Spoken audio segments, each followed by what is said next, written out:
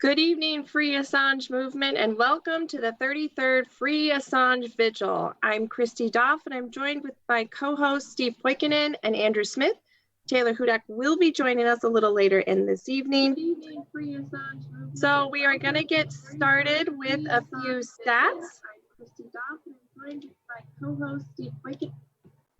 First off, it is 342 days for Chelsea Manning to be in jail, and she is up to $233,000 in fines. We are 313 days since the brutal arrest of Julian Assange, WikiLeaks publisher and award-winning journalist. He was arrested from the Ecuadorian Embassy after Ecuador's government illegally terminated his asylum. It has been a total of 3,360 days of arbitrarily detention of Julian Assange in the UK, and we are 4 days away from the beginning of his extradition hearing in the UK. So we have a lot of news to get to and a lot of updates before that extradition hearing starts. But first, we do have our first guest tonight. Eric Jackman is a podcaster, comedian, and nationally known Donald Trump impersonator. He spent the last year working with Tulsi Gabbard's campaign for president as her New Hampshire cultural attaché. You can check out his YouTube channel at Jackman Radio and his comedy material at www.jackmantrump.com. Welcome, Eric, and thanks for joining the Free Assange Vigil. Yeah, absolutely, Christy. Thanks for the introduction there and you guys inviting me on. I'm happy to be here and connect with like-minded individuals who are, pissed off and not accepting of the way things are going and fighting for our whistleblowers and our truth tellers. So I'm real happy to be here with you guys. We're very happy to have you as well. Eric, let's I do want to get into what was going on with this whole Trump and Dana Rohrabacher and Julian Assange and a pardon deal thing. But before that, while working with Tulsi's campaign, on the inside of the campaign, because I haven't been able to ask this to a lot of people who would have an answer for me. Is there did you get a sentiment of any kind of general feel within the campaign, how the people there feel about the Julian Assange situation, how they feel about Chelsea Manning? Is it discussed at all? How did that play out? How does that play out? Yeah, well, I know when I first connected with Tulsi, I had her on my show, Jackman Radio. I sat down and filmed an interview with her, and we did ask her kind of in general about whistleblowers, and I mentioned John Kiriaku's case.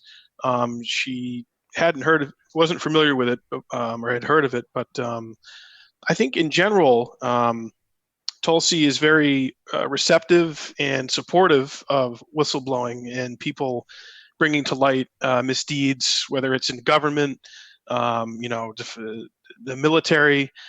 Certainly, as someone with her background, having served in Iraq, she's aware of the disclosures and things that came out with WikiLeaks and all the misdeeds and the terrible stuff that happened. So I know she's definitely in favor of transparency and things coming to light. And I personally never had like a conversation with her specifically about Assange or anything like that. But I know when asked about it, she's very supportive of Assange, and I feel she doesn't feel that that's been handled properly and that he's really been given a fair hearing or take in by the media and everything. And also she's definitely big on the First Amendment and protections for free press and everything. I mean, obviously we're seeing with Trump, and both parties have an authoritarian bend when it comes to real truth coming out. And a lot of them won't even acknowledge or recognize Julian Assange as real legitimate press.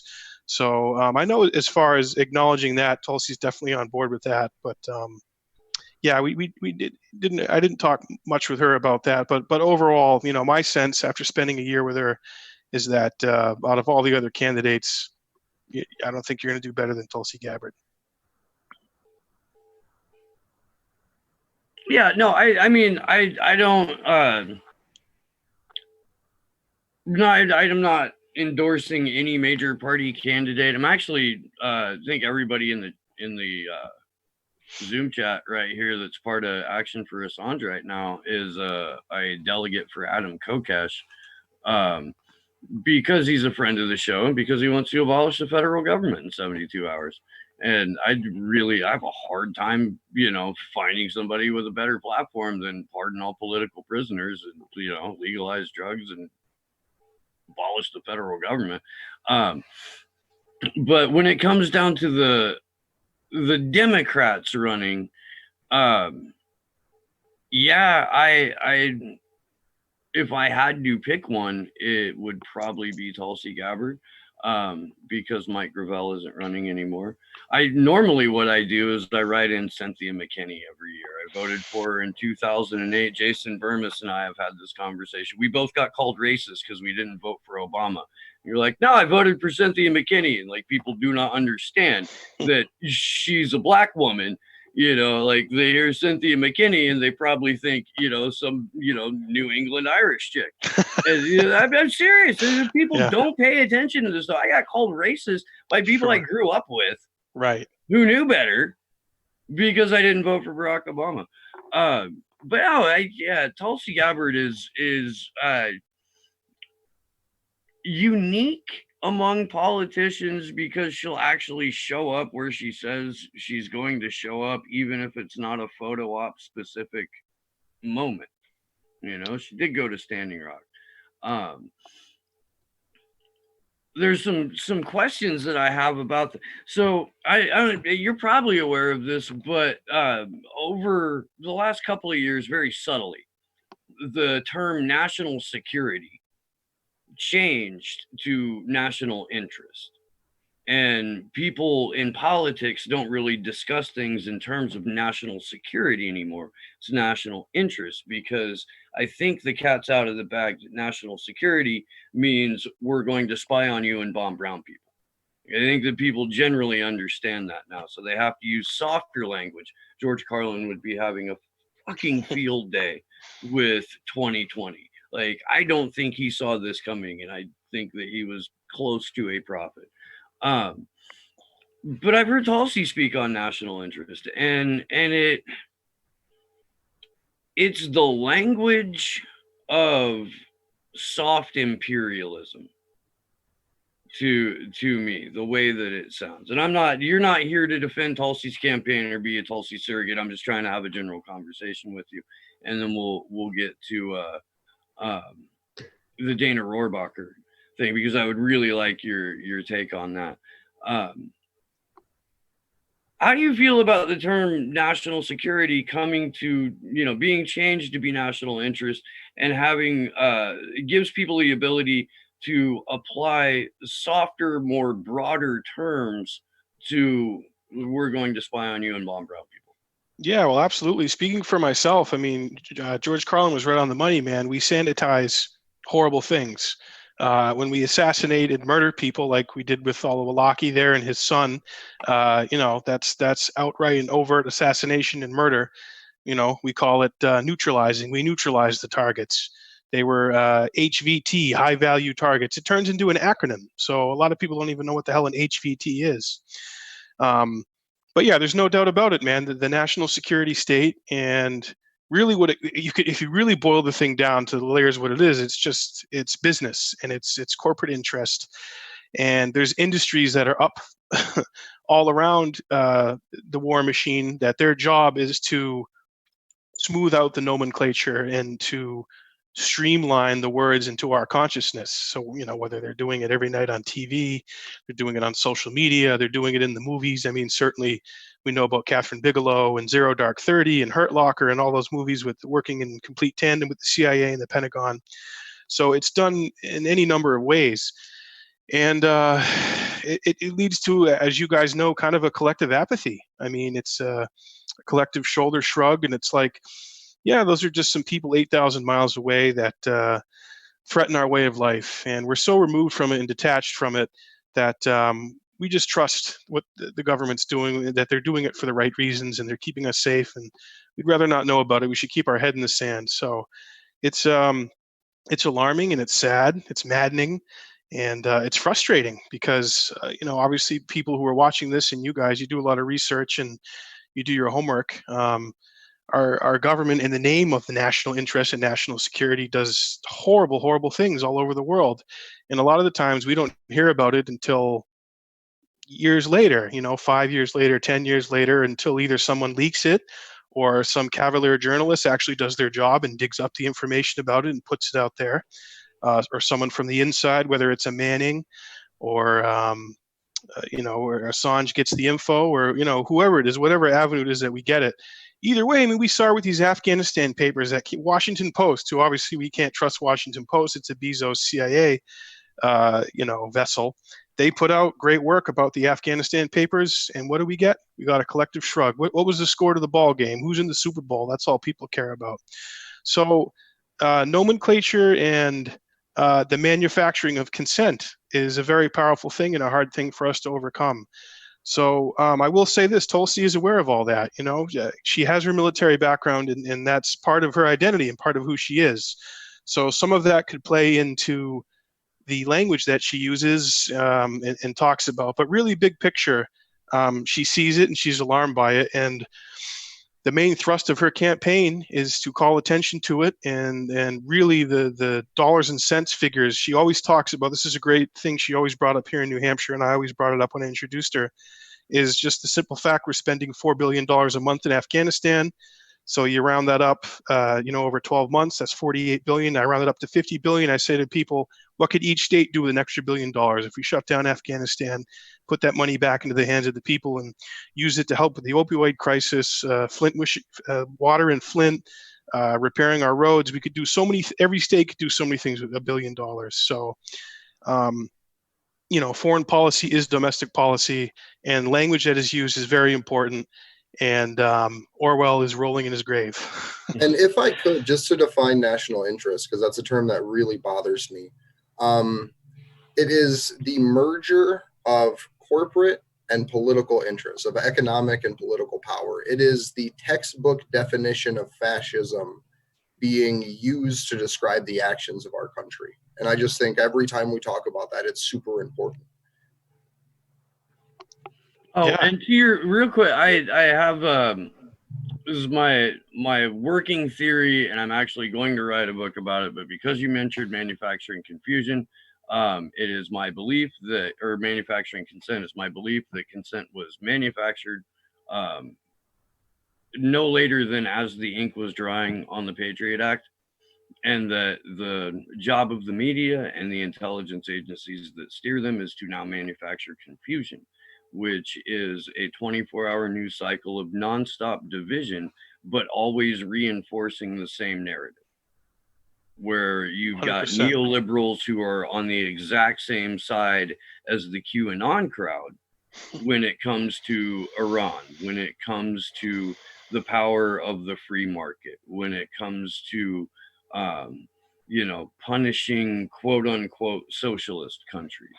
The war crimes in Syria that have been proven to be based on a false flag attack. Right. Well, Caitlin Johnson raises a good point when she says that the neoliberals are okay with us attacking Syria, and the Q crew is okay with us attacking Iran. And that's where they butt heads, but it's still, we should go and blow up brown people. It's not, this is a empire in decline, and we need to drastically change the way that we think, that we legislate, that we live, how we view communities, and what what they can be capable of, lest we bring about some sort of planetary holocaust in the form of irreversible climate collapse. But that also is largely a government problem, especially when you incorporate geoengineering. I'm sorry, Garrett, go ahead. Yeah, same ends, different means for those two crowds, because definitely your Q people are big Christian Zionists. They're cheerleaders for Israel. They can do no wrong. We have to defend them. Your Alex Jones people, your Jerome Corsi's of the world, they're big on the Q thing, and they come at it from a kind of biblical Christian end times perspective. And then your neoliberals who, the Hillarys, the Obamas of the world, drew the red line in Syria, and we have to support regime change in Syria and get rid of Assad. He gassed his own people. So absolutely, man, that's a good point there. Definitely same ends, different means. So if you could for a little bit, could you talk about the podcast that you do? Yeah, so Jackman Radio is a show I do with my twin brother Mike, and we've had it going for 5 years. We've had on some pretty cool guests. It started as just an audio podcast we recorded in our house, and then really this last year we focused on a video component of it and working on building up our YouTube channel. And we wanted to interview as many presidential candidates as we could. So we have a great brewery here in our hometown of Peterborough called Post and Beam Brewing. Give them a nice plug. And they're our sponsor, and they let us film in their brewery on the days that they're closed. So with all the campaigns being here in New Hampshire, my brother and I just reached out to as many as we could, and lined up some really cool interviews. The first big one we did was with Andrew Yang, actually, in February of 2019, when he was really just kind of starting to get known, and it was a week before he went on Rogan. So we caught him just before he got pretty big. And, we come at it from a nonpartisan view. We like to have a real conversation. And if they'll have a beer with us, we like to have a beer with them. We call it Politics and Pints. And basically, my brother and I will just do our research and prep for the interview and come up with some questions we want to ask our guests and try and have like an organic conversation with them about why they're running for president, their background, tie in current events. And then obviously we like to tie in the issues that we're passionate about: foreign policy, war, the surveillance state, regime change, stuff like that. So, it's pretty serious stuff, but we like to do, my brother and I both do impressions. So we like to try and infuse some comedy in there too, because I'm sure, as you guys find, when you get pretty deep into this stuff, it can be pretty depressing and sad. So sometimes it's good to make a little light of it and inject a little humor. So we kind of come at it with that approach, and we're willing to sit down with really anybody. I mean, one of our last guests was former Governor Mark Sanford of South Carolina, about as conservative as they come, and definitely on the right side of things. But we had a good chat with him. We had a beer with him and found him to be a nice guy. So really, really, one of our goals is to break through the team baseball, as our friend Jason Burms calls it. These teams, we have to be on teams. It's got to be left versus right, blue versus red, socialist versus capitalist. And Tulsi says this a lot too. I mean, labels. I'm sick and tired of labels, man. You put a label on yourself, and you're boxing yourself in, and you're excluding yourself from a marketplace of ideas. So we're of the idea that no party or group or label has a monopoly on good ideas. So if someone has a good idea or counter to the way you think, it's good to talk about it and have a open conversation about it and not scream at each other. So we're trying to make that in vogue again. If I could recommend a couple presidential candidates to try to get on, Sure. Joe Kishore, he's running for the Socialist Equality Party. Adam Kokesh, he's running as a libertarian. Dario Hunter is running as a Green Party member. And Mark Charles is running as an independent. He's personally one of my favorite candidates. Full disclosure, I am a state chair for the Green Party of Ohio. But those are 4 awesome candidates that, if you have a chance to interview, I think would be awesome, because they're so far removed from the standard conversation, just in the way that they look at ideas or look at issues and have ideas to solve things. So I think giving them a spotlight, because the way that they can personally express themselves in the marketplace of ideas, so to speak, is incredible. Like Mark Charles, one of his big platform pieces is essentially just ending prison slavery and removing slavery completely from our country, and changing the fundamental wording in the Constitution to change from man to human, and to switch all of these little characteristics, because as it's written, it does not represent everybody. And so he has a very core, essential foundation belief about how we can better represent liberty. And part of it is ending the legal slave trade that's represented in the 13th Amendment. Wow, if we got rid of prison labor, who would run Michael Bloomberg's campaign and do his phone calls? Absolutely. So Eric, we do have some questions for you in the chat. One of the first questions, has any candidate thus far said anything that has alarmed you so far in the campaign? Wow, that's a good question. I sat down with Marianne Williamson, and nothing she said alarmed me. I was just really fascinated by her and her energy, and she obviously was an outside the box candidate, but she talked about things in kind of an organic and a holistic view, which was actually really refreshing. I know she kind of got raked through the coals and given a bad rap in the media because they call her the Crystal Lady and the Orb Queen and all that nonsense. But Marianne I found to be really thoughtful and engaging, and I really admired her approach to politics. And she talked about a Department of Peace, which was interesting. It was something Dennis Kucinich talked about when he ran in 04 and 08. So yeah, I found her refreshing, but like as far as alarming goes, I don't know. I could tell you I was alarmed at how robotic and Christian Bale from American Psycho like that Pete Buttigieg was in person. He Yeah. that dude photo comparison. every inch, just that guy is just a fraud. I mean, everything about him is manufactured and fake and planned and Pleasantville, just phony. The guy is such a phony, as you all know. But I got smeared in the Daily Beast for my opinions on little CIA Pete there. Did you? All right, man. That's a badge of honor. Yeah. But and by Tim Pool. Nice. But yeah, I was alarmed by that, and I'm just kind of alarmed by. I always said about Pete Buttigieg. What? I'm so sorry. My internet is so bad. Just be talking at the same time, but I noticed with him in particular, he is so angry. Like I think like behind the scenes, he is the most angry person. I could just tell whenever he's questioned by the different journalists who are asking these debate questions, I could just tell that there's this underlying anger. Yeah, that's I think that's pretty dead on. I mean, there's a real sense of entitlement and arrogance about Pete Buttigieg, the way he carries himself and conducted his events, and his people are just lemmings, just automatons. The guy doesn't say anything. I mean, he's zero substance, just platitudes and bullshit. So the one event of Pete's I went to in New Hampshire, I felt like I was watching somebody who had meticulously studied the last all 8 years of Obama and kind of rolled it into this Obama light. Like the cadence was the same, just the way he told the stories.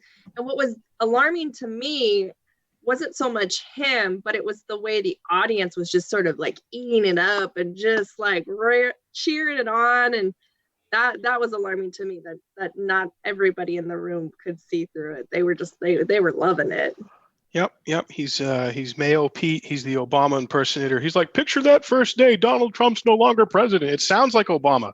It does. You hear it and you're like, Jesus, this heard this before. We've heard this before, and that ended up being hollow and frivolous and bullshit. So definitely alarmed by Pete, alarmed that there's so many people he conned here in New Hampshire. He got a lot of people to vote for him. His signs were all over our state. And when I asked people, what specifically about him do you support? What about his foreign policy? What about his drug policy?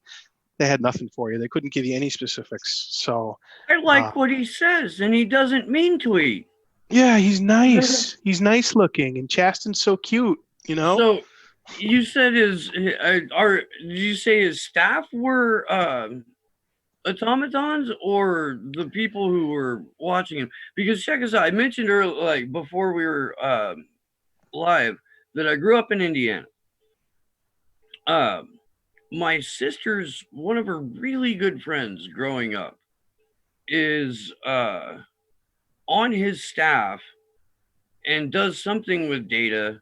Like it's a senior position, high. I'm not going to say her name, but you probably figure it out.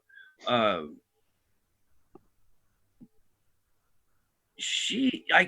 could see that, I could see that from her. Like she had a very, I don't know, tuned in drive to her where externalities were basically a distraction. And if, she heard the message, then she believed and followed the message. Yeah, well, yeah, that was like the people here in New Hampshire who I knew that were supporters of him or were going to vote for him, or the people I saw at his events. They're just, yeah, they kind of had like a gloss about him, looked at him like a messiah figure, and there was no substance to it. There's no meat on the bones there, man. So, yeah, it was the people I knew. It's like somebody put a talking points generator chip like into his neck, and he gets a new shot with it every time he has to go out on camera. Maybe sometimes he gets to keep the same chip for like a couple of days, and they recycle the chips because stump speeches are always the same anyway. But give it like 8 to 12 months. What now? I was going to say, give it like 8 to 12 months and it'll come out that he was the first human experiment of the neural link that Elon Musk made. The first Manchuria Global, Right. Raymond Prentice Shaw. Yes. Pete Buttigieg, Major Pete Buttigieg. Yes. Man. Yeah. No, and he's still a part of the Navy intelligence. Like, he's still Navy intelligence because he's a reservist. Yeah, well, when I met him, because I tried to get him on my show, I knew it was a long shot, so I had about a minute with him one-on-one, and I said, Pete, I host a show. I kind of blew a little smoke at him. I said, I love that you're a young guy running. I'm a young guy. You're only 4 or 5 years older than me. It's great that millennial representation in this race. But, I've got to ask you, what were you doing in Afghanistan? And I did a little research and saw you were looking into the Bank of Kabul. What was that all about? And he looked at me and he's like, wow, you've done your homework. And he kind of looked over at his staffer and kind of gave him a look like, get this guy the hell away from me. So, yeah. The whole thing's weird. The whole Mayor Pete thing's weird, for sure.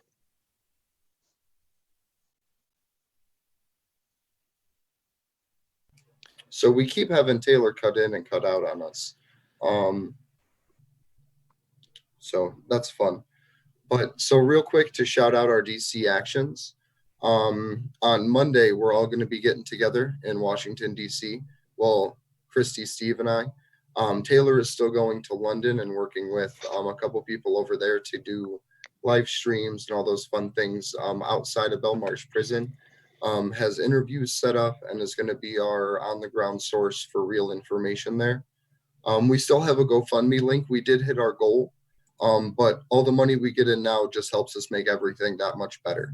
We still have a couple pieces of sound equipment that we're trying to get for DC and a few other things. So if you can pitch in, I would appreciate it, or donate to the Courage Foundation or to Chelsea Manning directly. Yeah, so we are planning, and if you're on Twitter, you've probably seen the schedule floating around, but we're planning to start out at the White House. We're going to march to Trump Tower and the DOJ. Tuesday, we're going to go and hit up mainstream media locations in Washington, D.C., and we have a nice list and some actions to plan on getting the mainstream media to accurately cover Julian Assange's extradition hearing. On Wednesday, we will be outside the detention center where Chelsea Manning and Jeremy Hammond are. Thursday, we're planning on being on Capitol Hill. And then Friday, we're going to march from White House to Trump Tower to DOJ again. And we got some surprises planned in there, some extra things we are planning, and we're excited to show you guys. If you're anywhere near the DC area, can come out any of those days. You don't have to make it the whole week. Andrew, Steve, and I would love to peacefully protest in support of Julian Assange with you.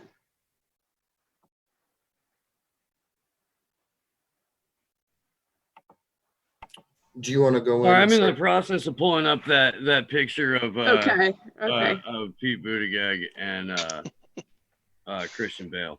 It's really too good not to share. That's the one. Misty was the one that tweeted it, and she thoughtfully retweeted it for us tonight. It's really great. It's so on point, man. You get a weird vibe from that dude. He's just so detached and so automaton. So my joke about Pete was that if you could create a CIA Democrat in a lab, it would be Pete Buttigieg, because the CIA Democrats are a thing. World Socialist website did like 3 very exhaustive articles on it. There were over 50 or right at 50 that were running in 2018. Like 27 of them wound up getting elected. But they have a direct, like they're coming from being a paid employee of an intelligence agency to office. There's no, I mean, like, it's hard to say without getting really angry. The crazy thing to me is people don't even realize that that's what we're competing against. Like Right. that's like the whole point of local organizing and the whole point of coming at this from a like get in where you fit in kind of standpoint. Because the only way to stop people that are infiltrating our society in a way like that is to literally just stand up to them in the local levels, fight at the policy standpoints, get your police departments and sheriff's departments informed, run for mayor's offices, give them bonuses for working over 32 hours in a week, get them on your side, and then use them as a way to have a legal monopoly on violence against pipelines, and use them as a way to have a way to stand against immigration forces coming into cities with their SWAT teams now. So there's so many ways that we can seize control of our communities, but it just takes people to get involved at that local level to plant that seed and get other people involved with them.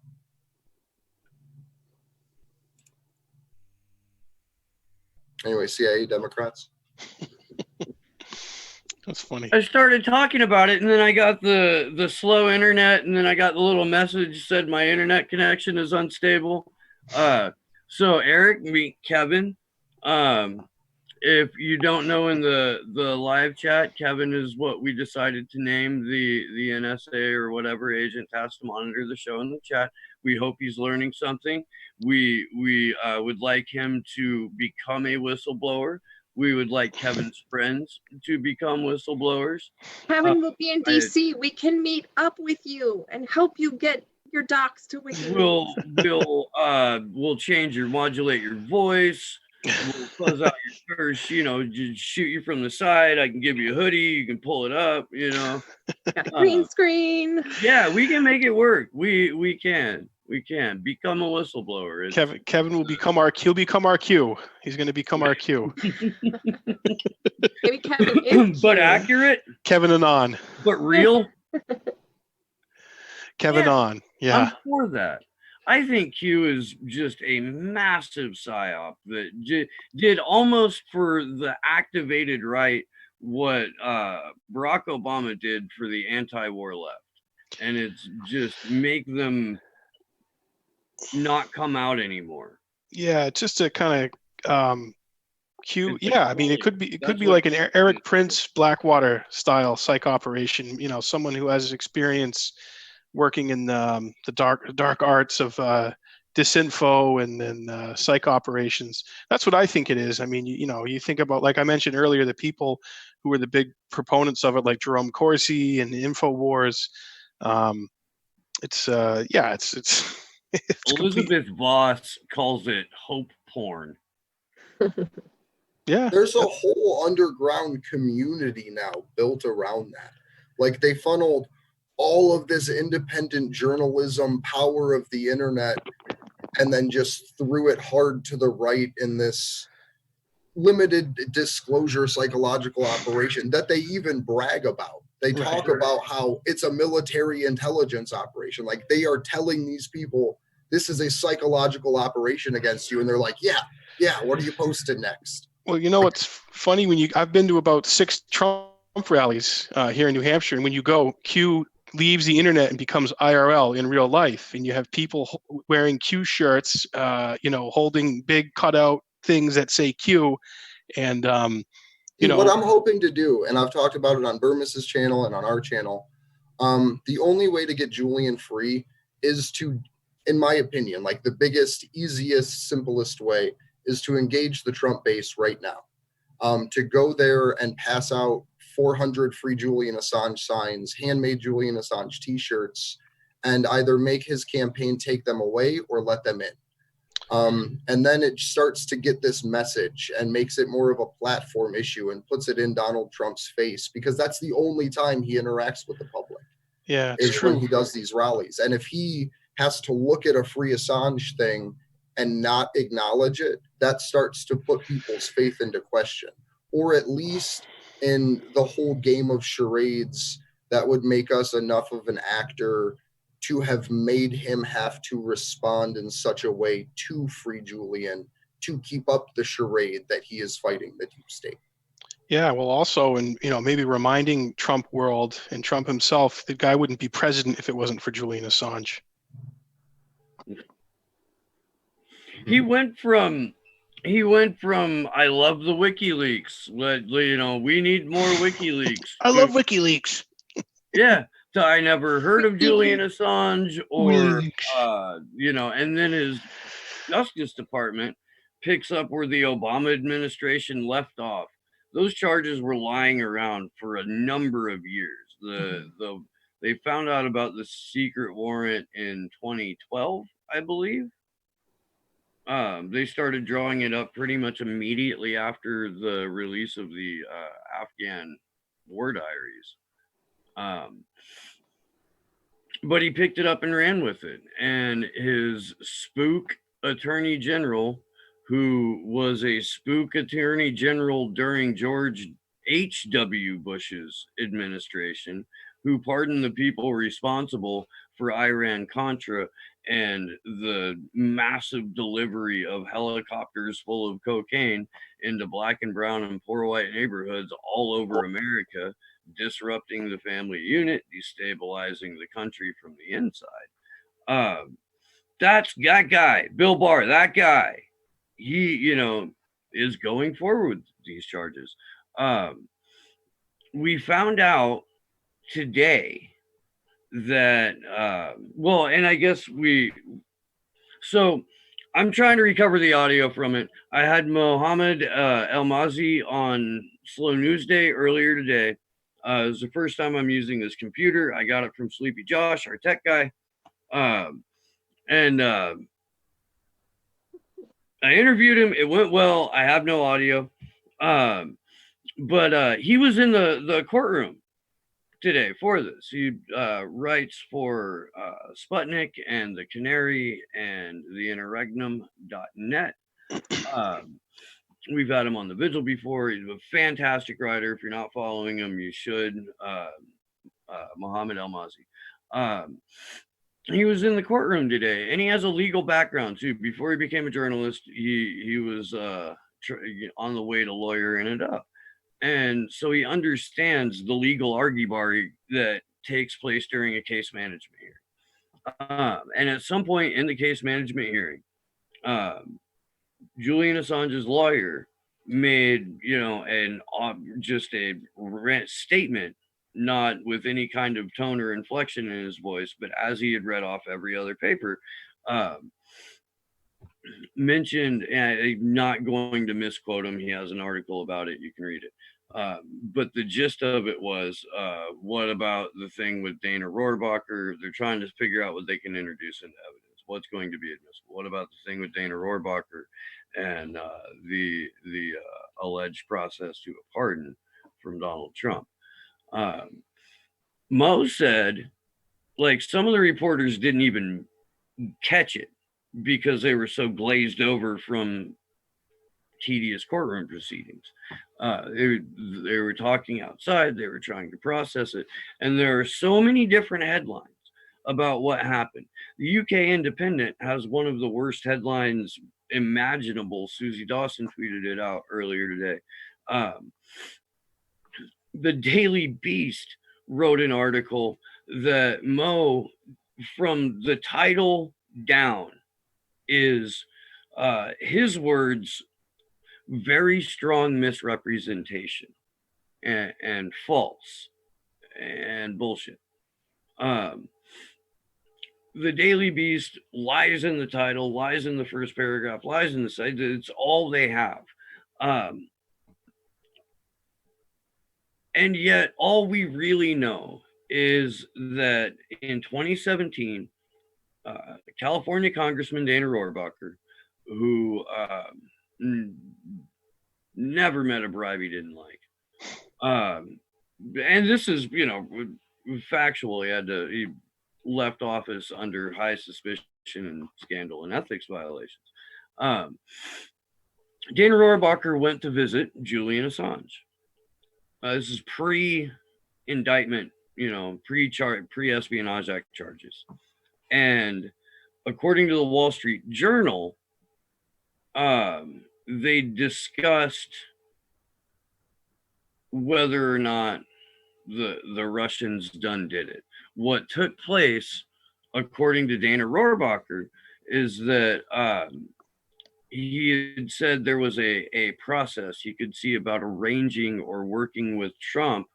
He was there on his own, not on Donald Trump's orders, but there on his own as his own man, just came up with this idea all by himself. Dana Rohrabacher, not one of the smartest guys in the room, came up with this idea all by himself to go and visit Julian Assange and say, there may be a process to a pardon for you if you can make a statement on the record that the Russians were not responsible for these leaks.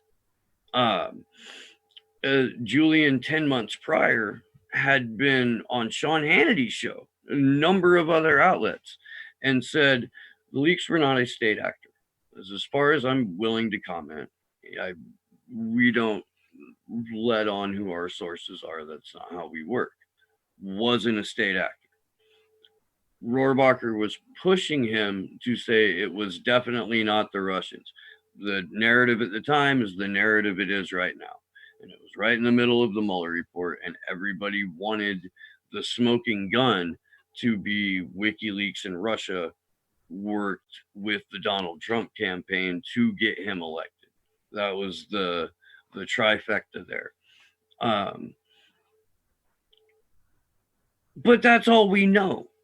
We weren't there. We don't know with any certainty if Rohrabacher was there as his own man or if he was there on orders of the president. We don't know even that the promise of a pardon was on the table. All that's ever been admitted to was, we can see about the possibility of arranging, and that's it. Well, but you read any headline about it, or you look on Twitter about it, and unless you go to WikiLeaks or you go and read Mohammed Almazy's article from earlier today, that's all we have. The primary source is what came out of the courtroom, and whatever Rohrabacher is willing to admit. Yeah, well, Rohrabacher said he had met with General Kelly, who was Trump's chief of staff at the time, and had communication with him.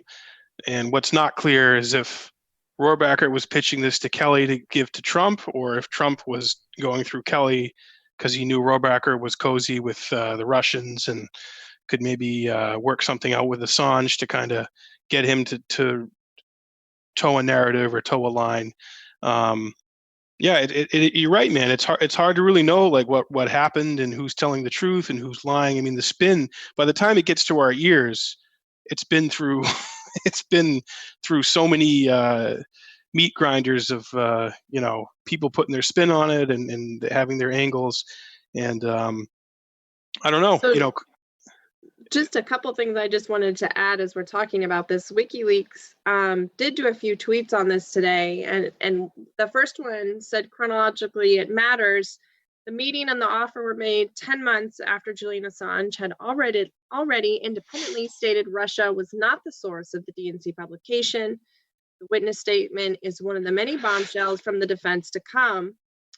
And after that, they tweeted the meeting and the offer were made prior to Assange's indictment. If you really want to know what this is about, tune into court on Tuesday, the 25th. That'll be the second day of the extradition hearing next week. Well, then you gotta wonder about Seth Rich. I mean, how does that play into this? Assange keeping cards close to the chest. Is he protecting Seth Rich? I don't know. What do you guys think about that? I think he's just protecting a source. I think that his journalistic integrity is just, he does not reveal sources. He will Right. answer who they're not, like, no, it's not a state actor. But he, as an individual, and as WikiLeaks, the organization, has said, even in these situations, they will never reveal their sources. That's I mean- something I think the QAnon crowd and a lot of people forget is how principled Julian Assange is, and the principles that he founded WikiLeaks on, and that he, for a number of years now, has been arbitrarily detained and suffered because of those principles and his refusal to step away from them. So yeah, he's ultimately defending and protecting a source, maybe not defending, protecting a source. And yeah, that there's been numerous times where there's been rumors that he's going to reveal sources and, you know, come to the US and testify and blow everything open because he's going to give up all these sources. And it always makes me laugh when those rumors go around, because that's not who Julian Assange is. That's not what WikiLeaks is about. And they've prided themselves on protecting sources, even to the point of where they're protecting sources that aren't their own, in the case of Edward Snowden. Have you guys heard about the Cy Hirsch audio of him talking about how it was Seth Rich? Yeah, if you go to my channel, Slow News Day Podcast, if you type it in on the search bar, I have it in one of my playlists. I've got the full, like, 22, 26 minutes of it, unless they took it down. I haven't checked for a while. Kevin. But, huh? Kevin took it down. It's possible. I'll take a look right now. So yeah, I mean, what do you make of that? What do you make of the Cy Hirsch audio? Well, I mean, hell, we could play it all right now. It's here. Maybe we should do that for one of these. Play the full Cy Hirsch audio. If we could, yeah. I mean, nobody's gonna claim it. I don't know. What do I make of it? I've looked into this pretty thoroughly, and we've had Ray McGovern on a number of times, who was issued a subpoena in part of, Butowski's multiple lawsuits against so many different media outlets. Like, everybody who had commented on or had something to do with saying that the DNC leaks were in fact leaks and not hacks that happened over a computer, have been issued a subpoena for this if they were, known media figure. Cassandra Fairbanks has a subpoena over this through a lawsuit where NPR is one of the named outlets. So, to the best of my research and educated guess, is that Seth Rich and his brother Aaron were the two people who leaked the information. We've got Ellen Ratner saying she was, or being named as the cutout.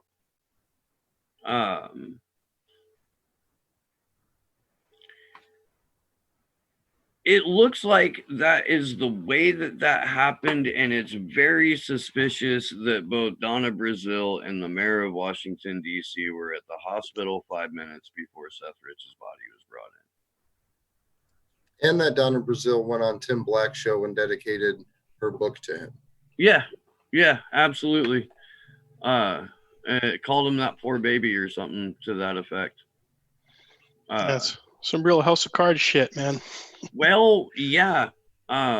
There's no doubt in my mind that Seth Rich was murdered for what he had done. Finding out, I don't know. That's what I have some hope about the Butowski suits. Have you read the Butowski complaint? I haven't read it. I'll send it to you. It is fascinating. But yeah, I have smart people on my show, and we have people who are, way smarter than me on this show, and I get to ask them questions like this. And Ray McGovern is very free with his words, and has gone to pretty extensive length giving his opinion on it, and it correlates with the opinion that I just gave you. But of course, he can speak with much more authority because Vips did an entire investigation on it. Yeah, well, the Veterans of Intelligence Professionals for Sanity is his group. Yes. They've put out a lot of, I'm sure you've seen and read a lot of fantastic pieces about leak versus hack, basically. Yeah, and Consortium News, and I believe they were Elizabeth Voss's articles, had a series specifically on deconstructing the cybercrime narrative. So do you guys think Rohrabacher will have to speak in court or be called to testify in this if this sticks, or there can be kind of some suction on this? I hope so. I don't have much faith in Dana Rohrabacher to do the right thing, but he does seem motivated to get Julian, at least pardoned, if not halting the extradition entirely, you're repatriating him to Australia, and waiting around until he sues the shit out of everybody for being illegally and arbitrarily detained. Imagine the reparations that are owed to Julian Assange right now. There's some redress that needs to happen, and it needs to happen to Chelsea Manning and Jared Hammond and John Kiriakou. There are, a lot of people that have been just ran through this ringer and had their lives completely destroyed by it. And for what? So we can protect war criminals? So we can protect corporations? So we can, hide the fact that every facet of our lives is for sale? All of our information is up for grabs? We had to get Sean O'Brien from the Yale Privacy Lab on here a couple of times just to, keep going over with us how to best encrypt our lives and communicate in a way that at least makes it significantly harder to have someone see and read everything that you do. Well, absolutely, man. And that's what speaks to kind of the thing that irks me, and I'm sure irks you guys, is the method of disclosure and the fact that we have this information, but then what gets lost in it is the actual data and information itself that we're reading in these emails from WikiLeaks. I mean, the fact that we were able to go through John Podesta's emails and we saw my friend Tulsi Gabbard's name come up in the emails, as you guys know, is just it's mind-boggling, and it's just kind of, I don't even know how to put it into words, but like it goes back to a collective shrug. Most American people are like, they just don't give a shit. They don't care what's in the emails. It's like, yeah, here's naked proof of corruption and war crimes and possible pedophilia and all this shit in these emails, and people just don't really care or do anything about it. As bad as that seems, because it is fucking terrible, that also means that they're not playing for the other side either. That they're just apathetically living their fucking lives. As long as they can have food and a house to live in, they don't really care. So what that does is that allows us to get in and activate people. And whether it's in the form of running for a political office and then not ending your campaign when it's over, and just keep fighting for these things, or whether it's someone who just wants to go around and hang up posters, or someone that'll go to a community event and shake someone's hand. So I think that's the big thing right now, is there just has to be more of us than them. And we have to be able to influence more people readily than they can. And a big part of that is educating people and actually being able to say, well, no, here, let me tell you the truth about that propaganda piece in like a calm and collected way.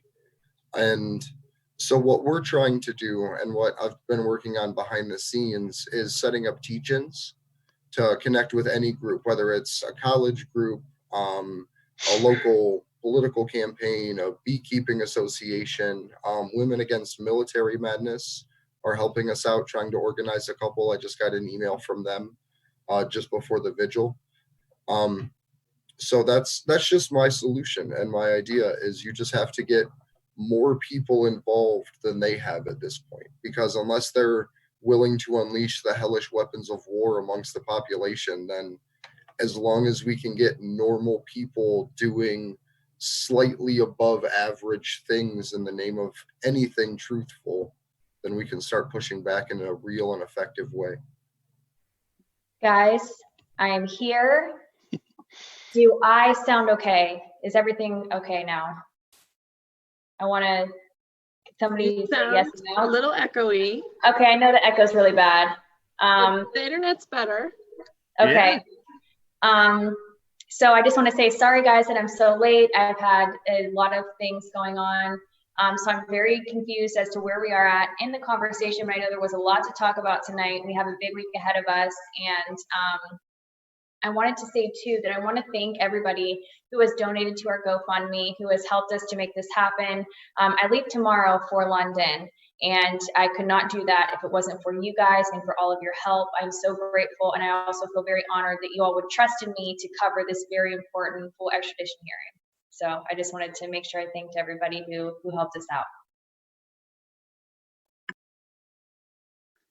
All right, Eric, thank you so much for coming onto the show. Before your segment wraps up, if you could please tell everybody where to find you on social media and any upcoming important events that are going to be on your podcast and when it airs usually.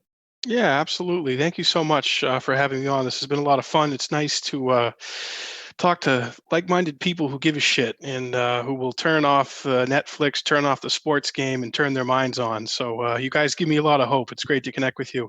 Yeah, if you want to follow me on Instagram, I'm active on there. It's Senator Jackman. My Twitter handle is at Jackman Radio, and my YouTube channel is Jackman Radio. And my comedy website to find my Donald Trump impression and all that good stuff, all my videos and all my press. You just go to jackmantrump.com and it's all on there. And yeah, I would just urge everybody to keep fighting on. Obviously, I'm a Tulsi Gabbard guy. I think she's worth supporting. She's our best shot to build a coalition around for someone who's still getting some attention and some press. I mean, I know they're shutting her out, but she's got quite a coalition around here, and we built quite a coalition here in New Hampshire over this last year with libertarians, with Republicans, with former MAGA people, with Democrats, real progressives, anti-war people, pro-legalization people, WikiLeaks supporters, all of that. So I think it's just worthwhile to keep going and keeping our voices out there. So you guys keep doing what you're doing, and Taylor, good luck to you in London. I hope that goes well. You guys do amazing work, and I really appreciate you having me on. If I could recommend a platform for you to check out, Eric, before you hop off, look up Rockfin. Okay. It's a new up-and-coming streaming platform that I don't know exactly how it works, but you basically earn cryptocurrency as people watch your videos. Okay. And then it's something that you can like bank up in there. And the other creators I've talked to about it have all said that they actually make a good amount of money, comparatively speaking, than what YouTube actually tries to pay out. Yeah, I know our friend Nico House, Mikasa Sukasa, is on there, and I got the chance to meet him finally here in New Hampshire. We both hosted and co-introduced Tulsi at two of our last events here in New Hampshire, and we love Nico. He's a great guy. He's a teller of truth, and definitely a trailblazer there in independent media. So yeah, I'll check that out. Awesome. It's been really great talking to you guys. It's nice to meet you, and I really appreciate what you're doing. Keep fighting the good fight. Yeah, Eric, I'm sorry I did not get a chance to speak with you. My apologies again, but thank you so much for coming on. Really absolutely. Yeah, we'll blame Kevin for the sabotage. But they told you about Kevin? Kevin, it's President Trump here. It's not too late to come on our side and join us and become a leaker, become a whistleblower. Okay, you can do it. We believe in you, Kevin. Okay. But, I'm absolutely gonna follow up with you, Eric. I would love to have you on my show here soon. yeah, anytime. And- Love to come on and come back with you guys too anytime. And thank you very much, man. I really appreciate it. Yep. It's Thank been you great. so much. All right. Party on, Wayne. Party on, Garth. All right. Thanks, guys. Peace to all of you. Bye. So Cool, so- that was Eric Jackman. Like I said, I'm unfamiliar with what we had touched on tonight. So guys, why don't one of you pick it up from here? Yeah, so if we want to start to get into, there were a couple of Australian politicians that recently this week got to visit Julian Assange in Belmarsh. And so we do have some clips to show of that, I believe.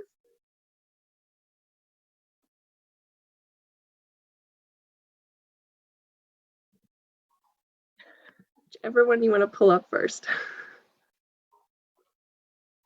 Yes, please.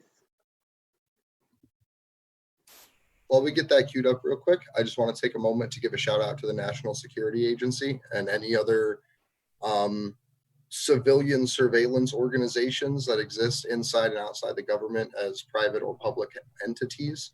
If you're surveilling us right now, I would definitely encourage you to become a whistleblower. It's never too late to do the right thing, and all it takes is one right decision. There is human infrastructure across the world to support you, and we would love to read those leaks and that information that you can provide for us live here on the air. So yeah, we actually do want to know what our government is doing in our name and what they're ostensibly doing with our money. We would like to know what major corporations are up to and what, rules, laws, or whatever they're violating. That's integral to even a decent citizenry, not even like a full-blown free flag waving, eagle humping, it's just decent. It is like, that's the decent thing to do. You can do that. It's all right. I think we have the first clip pulled up. Just some of the main points that these two MPs, they did declare Julian Assange a political prisoner. They did agree with Nils Meltzer's assessment of Julian Assange's psychological torture and condition. But they do believe he's being targeted as some sort of revenge for revealing U.S. war crimes. And they really did condemn the threat to free speech and free press. And another thing that was interesting, because we've had some back and forth on this, they did say that Assange is confined to 20 plus hours a day, despite being removed from solitary confinement. So we can go ahead and play that first clip.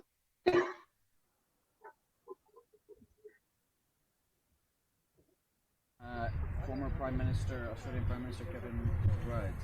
How significant is that politically, the fact that he intervened and said that it was not proportionate for Assange to be extradited? Look, it is significant that Kevin Rudd has made comments in recent days. It's regrettable, though, that really since the start of this, Australian governments have been either silent or complicit. The current Prime Minister, his two Conservative predecessors, their Labor Party predecessor, they've all been complicit or silent. I think Julie can get some comfort from the fact that we now have a parliamentary group. I think it will increase in size after this visit by George and myself. I think the mood has shifted a little in Australia in recent months. So I'm hopeful that we can continue to build a bit of momentum there, and sooner or later our Prime Minister, who's a fairly practical sort of fellow, sooner or later he's going to realise that the political tide is turning against him on this, and that he needs to start sticking up for an Australian strife overseas. Do Australians care what Kevin Rudd says? I mean, when he came out and said that it was disproportionate, was that significant in the political sphere in Australia? Oh, look, of course it's significant when a next Prime Minister of Australia says anything. Will Scott Morrison change his position just because of something Kevin Rudd says? No. But Scott Morrison, though, is pragmatic enough politically to understand that as public support for Assange grows, as the number of parliamentarians who are concerned about the injustice increase, that sooner or later, he's going to have to start seriously considering changing his position. Thank you very much.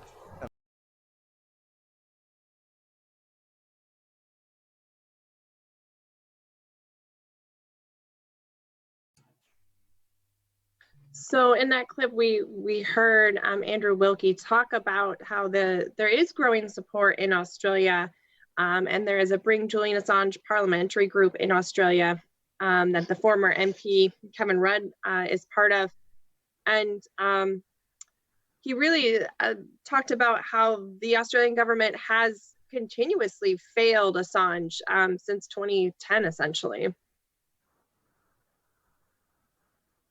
I don't know if you guys want to have any thoughts on I do that. have something to say about this. Yeah, we are seeing more. I'm so sorry. I'm still adjusting this stuff.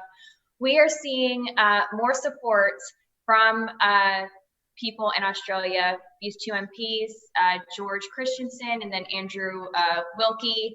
And we are also seeing a lot of activists working really hard to bring awareness to Julian Assange, specifically People for Assange, and also Candles for Assange, which is our friend Alex. I know that at this point, it is on the Australian government to actually intervene. I believe they are obligated to do so. And also too, there's Melbourne for Assange. There is, I can't remember the full name, but Ian Rose's Sydney Coalition. There's a Brisbane group.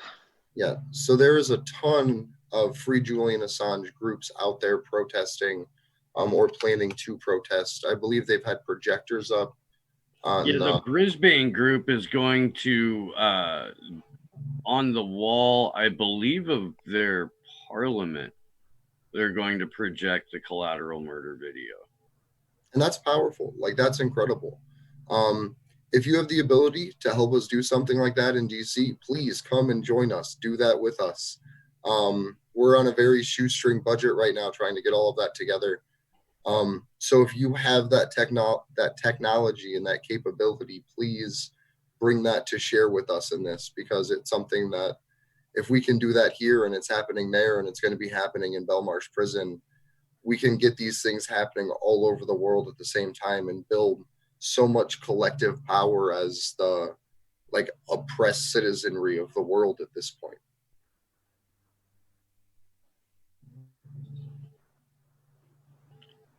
So we've got the next clip ready. Are all these Mo's?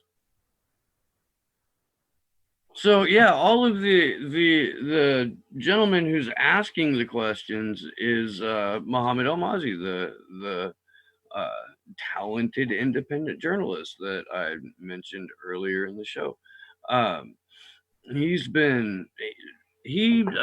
Tarek Haddad, Gordon, as often as he can get down there, are just entrenched in front of Belmarsh, and Taylor is going to be stoked because they're her crew there.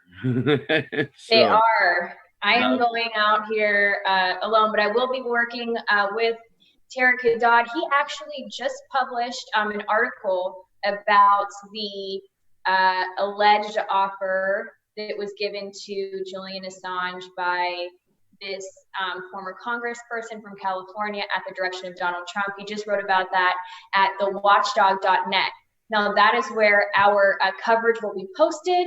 It will also be posted on my personal YouTube channel as well. I'll get into that later on, but I just wanted to make sure, go to thewatchdog.net. Tariq Haddad's stuff is there, his work rather, and that's where we will post all of this information, and also on the YouTube channel. And Action for Assange, of course. That's a given. So, roll clip. I imagine you're keen to know our impressions of his health and well-being. Look, he's clearly a man under a lot of pressure. I'm not a doctor, I couldn't diagnose him, but I have no reason to doubt the assessment of the United Nations Special Rapporteur on Torture, Professor Nils Melzer, when he said that Julian exhibits the signs of someone who has undergone psychological torture. He's supposedly not in solitary confinement these days, but he tells me that he's still spending more than 20 hours a day confined to his room. I think for all intents and purposes, it's a reasonable person would say that is still solitary confinement. He's under a lot of pressure. We spoke about his family and about the issue, and I walk out of Belmarsh in absolutely no doubt that he has become a political prisoner in this country, and that the US is determined to extradite him to the US to get even. And the solution, I think, must be political. This is madness that the UK is even entertaining having a court case. The UK should be saying, and the British Prime Minister Boris Johnson should be saying to the US President, back off. This is an unreasonable move by the US administration. And I think the Australian Prime Minister, he says he's a mate of Donald Trump. Well, he should get on the phone to Donald Trump. He should get on the phone to Boris Johnson and say, this is an Australian citizen who, when you boil it down, has done nothing more than act as a journalist and a publisher and publish information in the public interest that includes hard evidence of US war crimes, and it is completely and utterly unacceptable to have had him facing 17 counts of espionage and 1 count of computer hacking. There was no espionage, there was no hacking, it was just a person doing the right thing and publishing important information in the public interest. And frankly, it is an international scandal that he's locked up in there in those conditions as a political prisoner. Okay, so in that clip, he actually said that Scott Morrison should be getting on the phone with Trump, especially if they're such good friends, and Boris Johnson, and demanding that that Julian Assange is not extradited to the United States. He's a person who did the right thing by publishing these war crimes. And do you guys have any thoughts on that clip? He said it's not espionage, it's not hacking, it's a person doing the right thing. That statement should become, wherever he's most effective, that meme should just populate the areas, saturate them with that quote.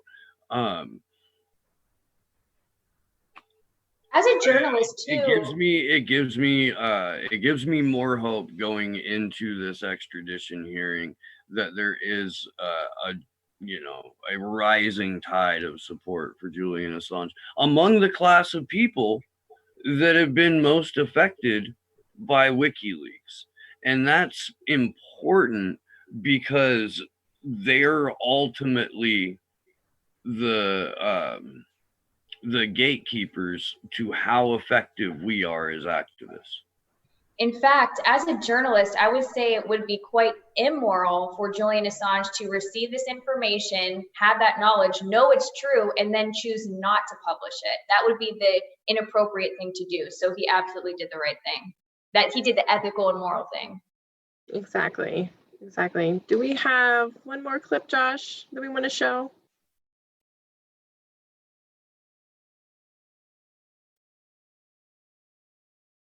Just been speaking with Julian Assange for over an hour and a half, or about an hour and a half, and in that time it's quite clear to see he's a man under great pressure. Being locked up for that length of time without human contact, it obviously takes its toll. Julian outlined to us his version of events, I guess, and his take on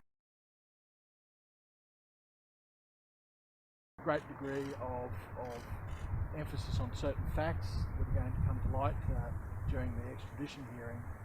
And is it playing? That being the case, I do not know that there is a way. I was just watching you in freeze frame there for a minute. It was pretty funny. Could ever be imprisoned or ever. Yeah, no, I know. So with this though, with these MPs coming here and with them doing this, this is one of the first times in modern history, basically, like in the last span of this battle, that the Australian government, even just as this motion with these few MPs, has really done anything to protect Julian. There's been great work done by Bean and all the people out there with the Bring Julian Home campaign. And I'm just so glad that it's reached these members of parliament out there. I think one of the biggest things, aside from the influence of like big money and all of these terrible things on them, is just the blatant lack of knowledge that these people have on Julian Assange. So just seeing these guys out there able to answer these kinds of questions with this much dedication to understanding it really warms my heart.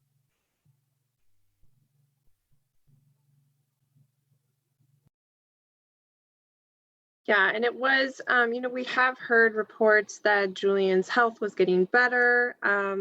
And I think being out of solitary confinement, we were all hoping that that would increase.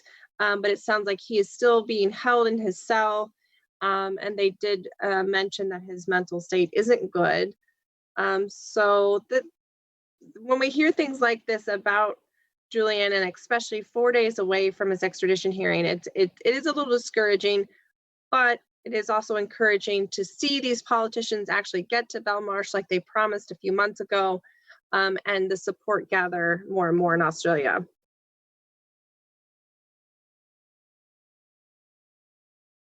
What Andrew said is exactly right. I mean, we've just been speaking with Julian Assange for over an hour and a half, or about an hour and a half, and in that time it was quite clear to see he's a man under great pressure. Being locked up for that length of time without human contact, it obviously takes its toll. Julian outlined to us his version of events, I guess, and his take on the allegations, and I got to say that with a great degree of emphasis on certain facts that are going to come to light during the extradition hearing. And that being the case, I do not know that there is a way that Julian fairly and justly could ever be imprisoned or ever be extradited. It is quite clear, as Andrew says, this is extremely and utterly highly political. The one thing that Julian did mention to us, was that he takes heart by the fact that Boris Johnson has recently made the comments that he has about the imbalance in the US treaty arrangements, and with the commentary that he's made on the UK protecting whistleblowers and journalists. And I guess there's a degree of hope with that kind of language, and I'm also hopeful that Prime Minister Johnson will follow through on what he said there and actually intervene in this case. That would be what I'm calling for as a visiting Aussie MP. I also think that there is more that the Australian government can do, and I think when we hear some of the stuff that's going to come to light next week, there's more that will be done. Ultimately, the consular assistance that's been offered may be helpful, but what now needs to happen is diplomatic back channels open, diplomatic arrangements made for this to cease. It's highly political. It's one of ours, as I've said earlier today. He's an Aussie. He's not a Brit. He's not an American. He's an Aussie, and he should be returned home.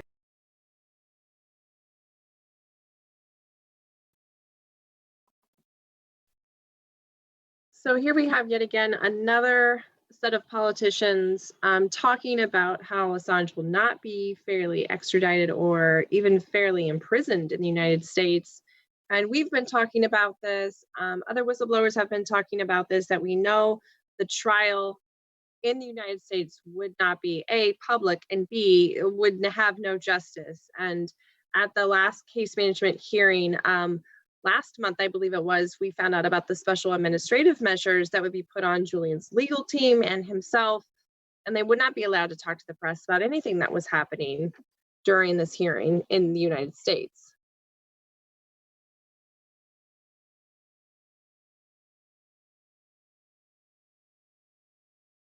Okay, so this is the last clip of Mo's we're gonna play. He actually like talked it up a little bit, and this is not a guy who's quick to brag on his own work. So looking forward to it. I haven't even seen it yet.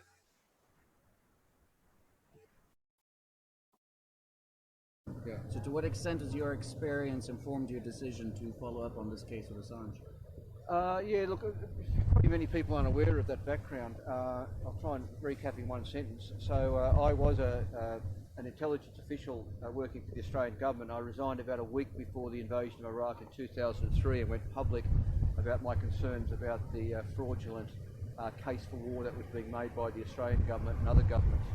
So I suppose you'd call me a whistleblower, and it does inform my response to Julian Assange. In fact, Julian reminded me that we actually met in Melbourne at a book event not long after I resigned and before he set up WikiLeaks. So we're kind of peas in a pod. We both believe that misconduct should be publicised, that the public has a right to know when governments do wrong in our name. And it does help to explain my special interest in Julian Assange and my support for WikiLeaks. Does the Australian government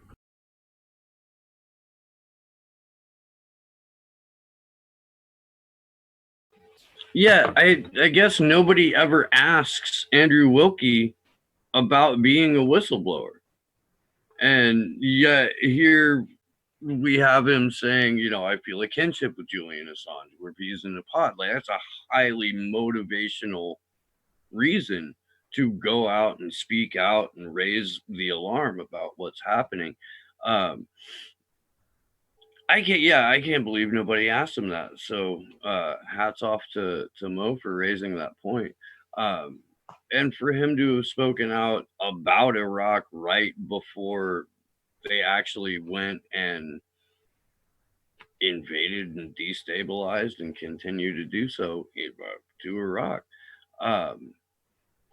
You know, that's it was rare back in 2003 if somebody spoke out against the Iraq war, and he went out and blew the whistle on it. So hell yeah. And that's exceptional courage, because you don't stand up against the military industrial complex without them standing up back against you. So having him still be in a position to make these kinds of statements is awesome. But one of the other things I want to point out is the accessibility of these public figures, because that's something that we don't really have here in the United States. You don't see any of our politicians going overseas to do things like this. You don't see even our politicians just accessible to their own constituents to be asked questions like this. So I think that that's a really important distinction to make between the way that these MPs have responded, which is incredible, versus the way that the majority of our politicians respond, which is just dead silence.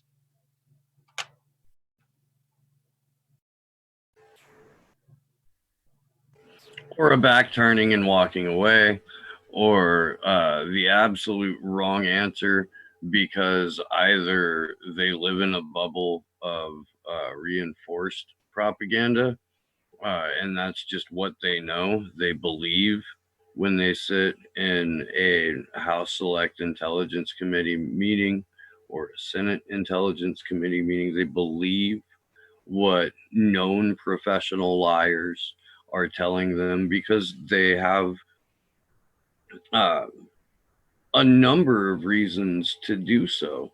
Their career, their lobbyist gig after they're done being a Congress critter, or, you know, whatever hedge fund or board they go to. So it's in their best interest to take what these known liars say and go out and repeat it. So yeah, for Andrew Wilkie to be in the Intelligence Committee and then go from that to being a member of Parliament is fascinating to me.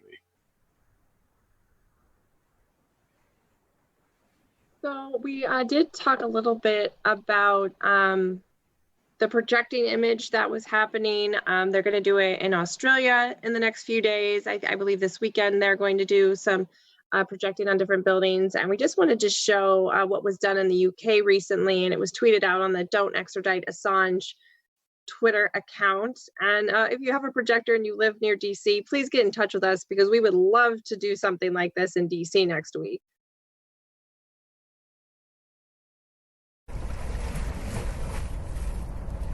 380 horse 1. 1-8, have 5 to 6 individuals with AK-47s. Request permission to engage.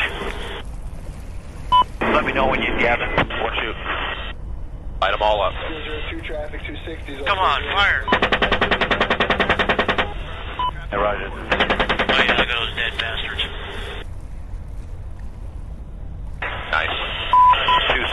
Will the Prime Minister agree with the parliamentary report that's going to the Council of Europe that this extradition should be opposed and the rights of journalists and whistleblowers upheld for the good of all of us? Roger, we have a black SUV or bongo truck picking up the bodies. Request permission to engage.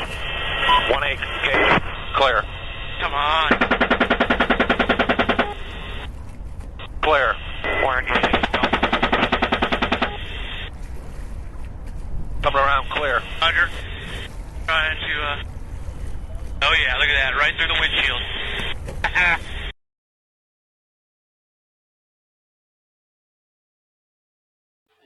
There were kids in that van. In that van that pulled up, that got shot. There were 2 kids in that van that spent 8 hours in the custody of the U.S. military, taken to a military hospital, U.S. military hospital, refused service, taken hours to an Iraqi civilian hospital, and then left. And their story ended with the United States and for what they cared about.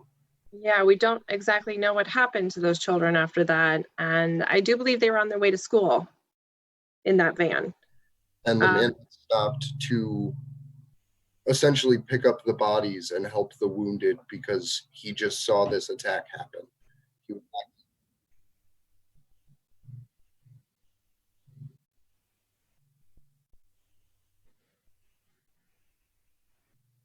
Yeah, having collateral murder projected onto a building like this is like very dramatic, but so powerful. I don't think enough people remember that this video was released by WikiLeaks, that this video was released by Julian Assange, and that this video is part of these indictments. This is what the US doesn't want to come out. This is what they want to put Julian Assange away for 175 years for. And this is just such a small piece of it, because you also have in these same prosecutions, I believe, Nancy Pelosi being read in on torture in like 2003 and 2005, I believe, in that time frame. You have Neera Tanden saying that she wants to take the profits out of the Middle East and use them to lower our deficits so we can keep engaging in the world. That's why they're being prosecuted. And that's why the people that have sworn loyalty oaths to political factions aren't standing up for these people, because by being a good Democrat, it means you are protecting the bad war criminals, because that is who runs that political party. And that is also who runs the Republican Party, just to be perfectly clear about that. Yeah, it's one party, and it's a party of war, and it's a party of money, and it's a party of exploitation, whether it's labor or literal children. And that's it. You've got a rigged system in a duopoly, and people honestly think if they throw more money at a candidate and vote harder, it will change. And that candidate doesn't even address the systemic problem of global intelligence, and that the House and the Senate are way down on the list in terms of who's really writing the legislation. There was a fantastic episode of One versus Five Eyes that broke this down. If you haven't watched that series, please go watch that series. It's Susie Dawson's YouTube channel, Susie3D. Those teach-ins should be part of every activist toolkit. And when Action for Assange goes and starts producing our teach-ins, it is going to be trying to achieve that standard. That it's a very high bar, but I feel like with the team that we have here, including Sleepy Josh, we have the capability to really put together an excellent series. Yeah, as you guys know, there will be a significant break in between the first week of the extradition hearing and the second half beginning. I believe May 18th is still the date that begins. So we are trying to plan as many things as we can come together and team up with others to do to keep this story alive, to keep Julian and Chelsea's story alive, and to make sure the media does not forget about them during this interim between the extradition hearing weeks. Yeah, I also want to make note of as well, you know, we are in the midst of election season, and it's very easy to forget about so many other issues, including, of course, this case, Julian Assange's case, tensions with Iran, Venezuela, homelessness, climate crisis, so many issues. It's so easy to forget, to get lost in this never-ending election cycle, which is by design. And let me tell you guys, I am sure that there is going to be more scandals or made up hysteria on a weekly basis, at least when it comes to this election. It's a great way to distract people. Don't fall for it. We won't. We will be talking about this case every week. And if you do, I think everybody should, of course, pay attention to the election. If that is something you are interested in, then go to the Convo Couch. That is where you get the best election coverage in independent media. So, by all means, vote locally. You have more of an ability to affect politics at the local level. Statewide elections, at least in California, with the party that we have in charge and the way that they run their little mafia there, it's not easy to get a state representative here that will actually represent us. Federal elections, we know they're rigged. We have proof that they're rigged. The reason that we're on this show right now is why we have proof that they're rigged. But to be perfectly honest, I don't know if I ever participated in a free and fair election. I don't see how that's possible. 2000 was rigged in ways that we don't really even know.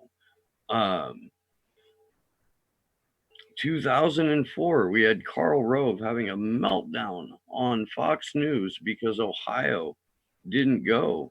Hey, he is the guy with the white, he uses whiteboards too, That was by the way. But yeah, 2012.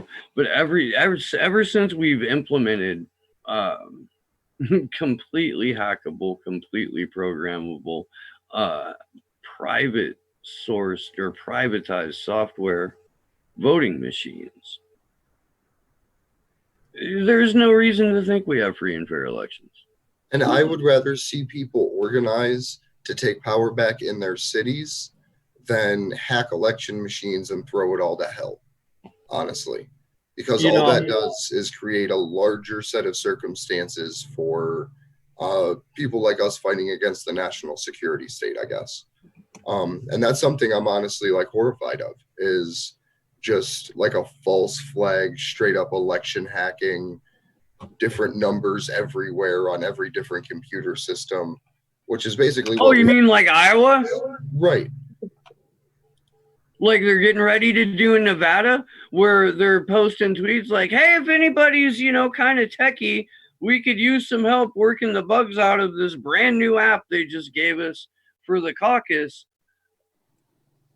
Are you kidding me? Hey, look. This one's made by Genocide Inc. Shadow Inc. went out of business after. Oh, yeah, it's Genocide Inc. It's not Deep State Limited. No. That's the parent company. Okay. You know what? Like, we have parent companies called Alphabet Inc.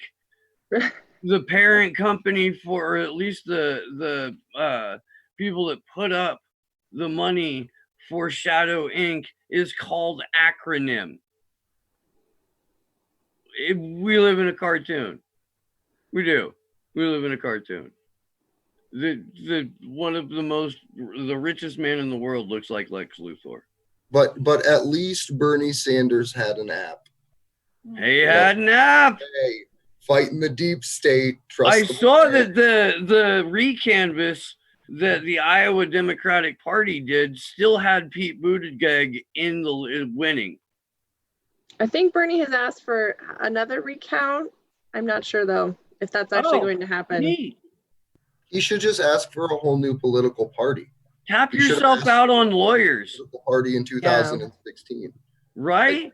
Oh my God. You know what, man? They didn't even let Bernie know they were coming to bring him the petition to draft Bernie to start a People's Party. There was no communication with Bernie Sanders that that event was taking place.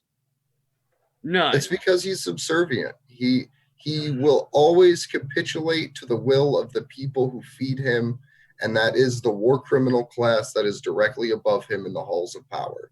So the compromise he is willing to make is, fuck all, the world is burning, let's get some people health care. And I'm not willing to make that compromise. Like, I would be willing to give the National Nurses Union control of our health care, but I'm not willing to give Nancy Pelosi and Neera Tanden and Mitch McConnell and Jim Jordan and all of these other fucking war criminals control of the health of my body. Yeah, I agree with you on that. That is one thing about the government being in control of this, or having a government-run system, that does make me think twice. And it was, in fact, you, Andrew and Christy, that brought that up. And I thought that's a great point. It does concern me. As far as Bernie Sanders goes, I know we've talked about him quite a bit, and I believe I mentioned this on the vigil last week, but you know, the fact that he feels that he's unable to even address this issue is really serious to me. And it's really something that we should be reflecting on as to why a presidential candidate feels so fearful of the deep state and the, I think Jason Burmis calls it the predator class, which I think is a really clever way to put it. This class of people, why he feels so fearful of them that he can't even say that he will fight for our First Amendment rights. And he's not, again, the reason we are talking about him specifically is because he is the front runner right now. He should know better. And he also was given a gift by WikiLeaks because they proved that he was cheated in 2016. And that is why he should be speaking out about this. And also just because it's the right thing to do. You can lead a horse to water, but you can't make him fight back against global tyranny.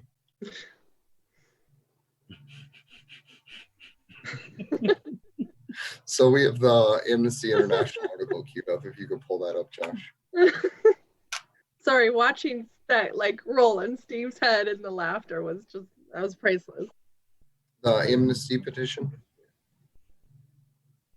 Yeah, it's under maintenance right now. It says you'll be able to take action for Julian Assange again, 11 a.m. Friday, 21st February. Amnesty International is... Can we show that? Can we pull that up on screen? Sure. Amnesty International is a little bit late to the party. A little bit. I know many supporters have been asking Amnesty for anything, just something. Just come out. Come on. Yeah. We were even talking about Amnesty as a location for DC because they hadn't seriously come out and said anything. Mm-hmm. I appreciate if anybody from Amnesty International is watching the vigil tonight, please come join us in DC Monday through Friday. We have events planned for the whole week. We would love to see you out there. You guys know hopefully better than I do who all the sponsors are. Andrew, you might have a list. We want to can get a go list, through yeah. that. Yeah, like, we've got Veterans for Peace. We've got the Ohio State Green Party, Women Against Military Madness, Code Pink, the Freedom of Free Speech Society, Unity for J, One versus 5I. Am I missing anybody, Andrew? Yes. So Ian Schlackman has done a great job at helping build support throughout the area too. He has Baltimore Peace Action joining us, the Youth Against War and Racism, Struggle La Luce, People's Power Assembly Baltimore, and the Socialist Unity Party.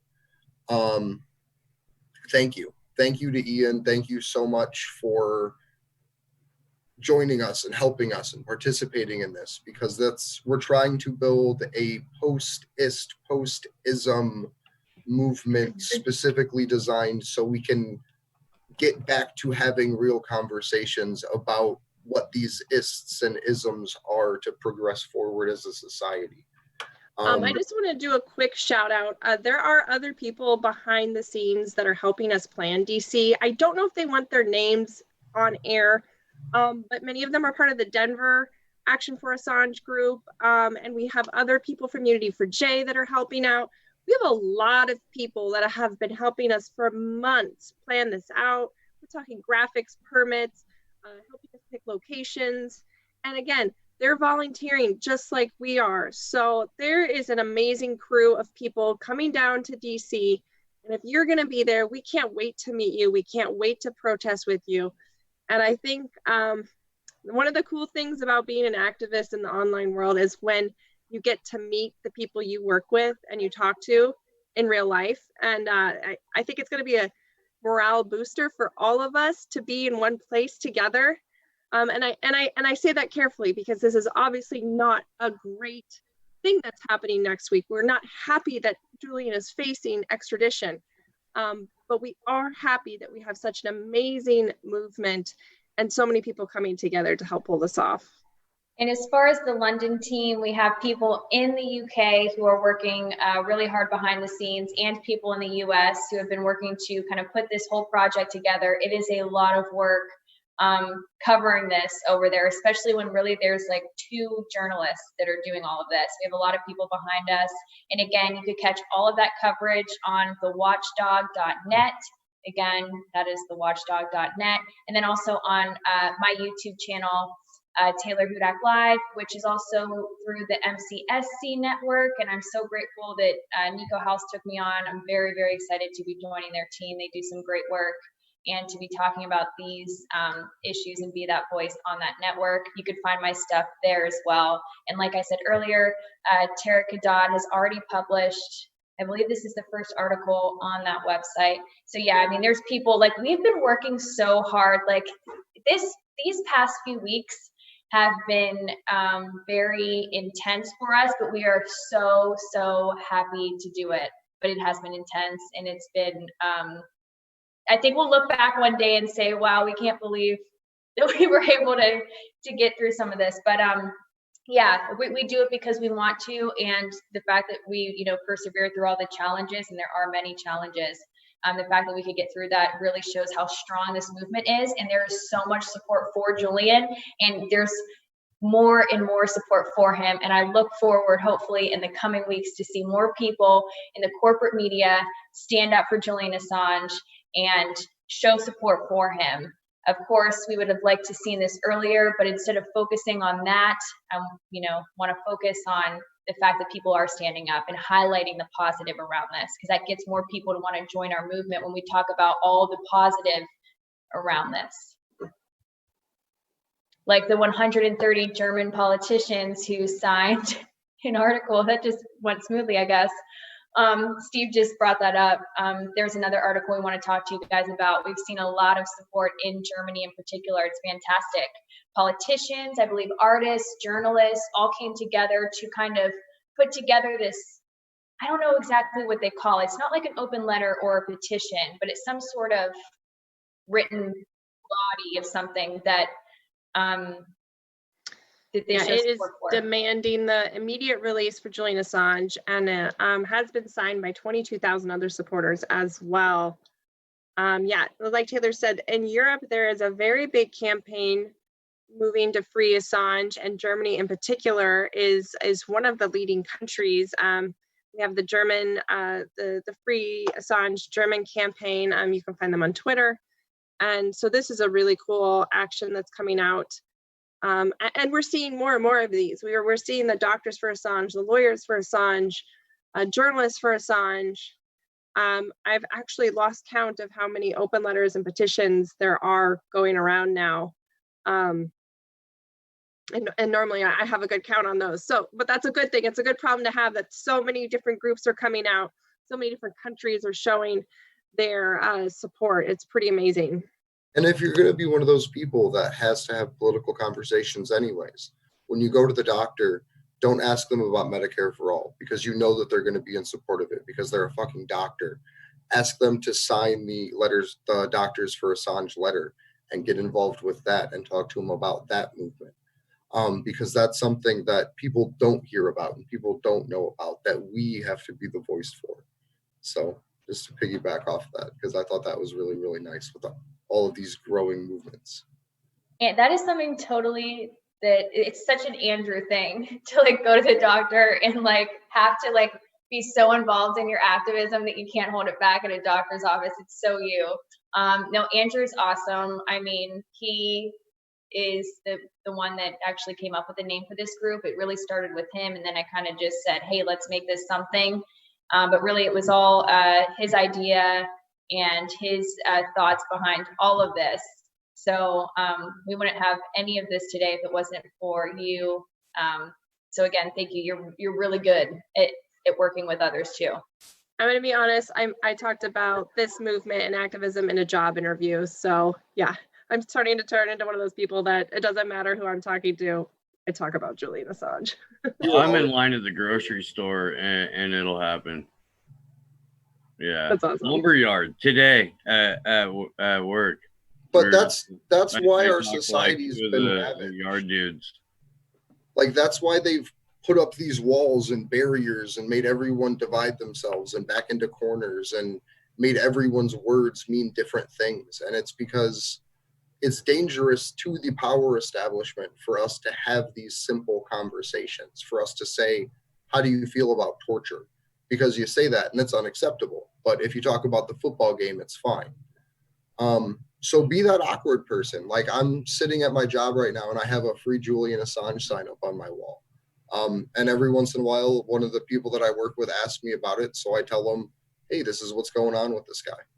So just the little things to spark basic conversations with the other real humans in your life goes a really long way. Andrew Smith, awkward puppet master.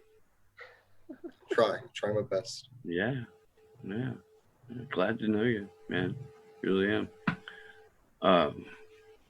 Do we have a next item? Or are we gonna? I think we have the RSF sounding the alarm on Julian's health. That's, I think, our last item.